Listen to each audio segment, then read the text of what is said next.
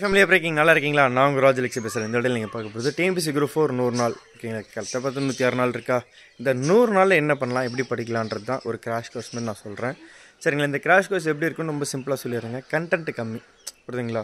நம்மளோட full course தான் join பண்ண போகிறீங்க. அதில் எக்ஸாக்டாக என்னென்ன படிக்கணுன்றதை நான் சொல்ல போகிறேன்.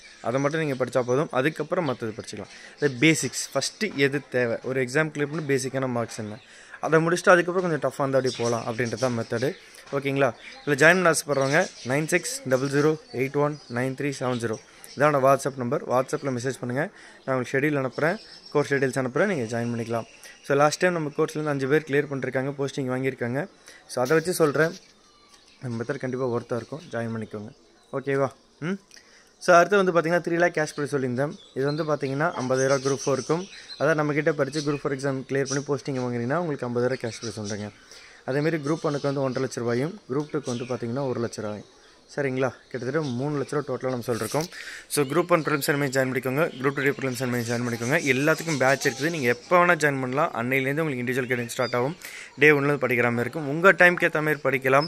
நீங்கள் ஒர்க்கிங் பர்சனாக இருங்க, வீட்டில் குழந்தை வச்சிருக்கலாம், அதெல்லாம் பிரச்சனையே கிடையாது. ப்ரெக்னெண்ட்டாக கூட இருங்க, அதெல்லாம் பிரச்சனை இல்லை. ஆனால் நம்ம கொடுக்குற கண்டென்ட்டை அந்த டைமுக்கு ஏற்ற மாதிரி படித்தாலே போதும். ஓகேங்களா?